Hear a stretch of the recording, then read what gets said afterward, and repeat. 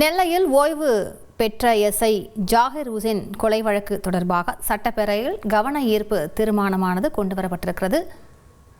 இது பற்றிய அண்மை செய்தியை நாம் பார்த்து வருகிறோம்.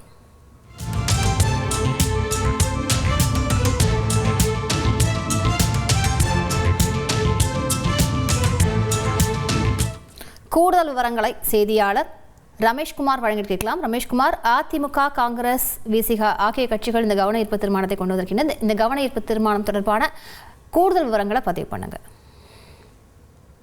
வணக்கம். சட்டப்பேரவையில் அதிமுக, காங்கிரஸ் உள்ளிட்ட கட்சிகள் தரப்புல கவன ஈர்ப்பு தீர்மானம் ஒன்று கொண்டுவரப்பட்டது. எதற்காக இந்த கவன ஈர்ப்பு தீர்மானம் என்றால், திருநெல்வேலி மாவட்டத்தில் ஓய்வு பெற்ற காவல்துறை அதிகாரி ஜாகிர் உசேன் கொலை சம்பவம் தொடர்பாக தான் இந்த கவன ஈர்ப்பு தீர்மானம் என்பதை திமுக தரப்புல கொண்டுவரப்பட்டிருந்தது. குறிப்பா எதிர்க்கட்சி தலைவர் எடப்பாடி பழனிசாமி, அதே மாதிரி பல்வேறு கட்சியை சேர்ந்த சட்டமன்ற குழு தலைவர்கள் எல்லாமே இந்த கவன ஈர்ப்பு தீர்மானம் மீது பேசிக் கொண்டிருக்கிறாங்க. அதுல எடப்பாடி பழனிசாமி பேசும்போது, காவல்துறையினர் ஜாகிர் உசேன் தனது உயிருக்கு அச்சுறுத்தல் இருக்கிறது என புகார் அளித்தும் எந்தவித நடவடிக்கையுமே எடுக்கல, அதனாலதான் இந்த படுகொலை சம்பவம் நடந்திருக்கு. இந்த படுகொலை சம்பவம் மிகவும் கண்டிக்கத்தக்கது என எதிர்க்கட்சி தலைவர் எடப்பாடி பழனிசாமி பேசியிருந்தாரு.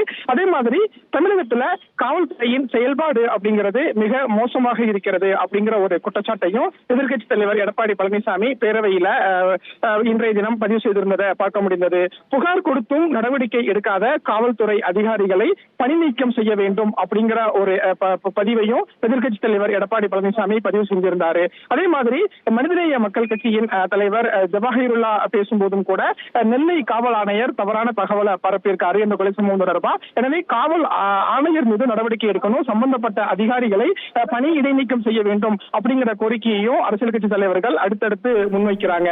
இப்படியாகத்தான் இந்த நெல்லை ஓய்வு பெற்ற காவல்துறை அதிகாரி கொலை சம்பவம் தொடர்பாக பேரவையில கவன ஈர்ப்பு தீர்மானம் அப்படிங்கிறது கொண்டுவரப்பட்டிருக்கு. இந்த கவன ஈர்ப்பு தீர்மானத்தின் இறுதியாக முதலமைச்சர் பேசுவார். அப்போது அரசு தரப்புல என்ன மாதிரியான நடவடிக்கைகள் எல்லாம் எடுக்கப்பட்டிருக்கு அப்படிங்கிற ஒரு விஷயத்தையும் முதலமைச்சர் பதிவு செய்வார். விவரங்களுக்கு நன்றி ரமேஷ்குமார். செய்திகளை உடனுக்குடன் தெரிந்து கொள்ள உடனே சப்ஸ்கிரைப் பண்ணுங்க.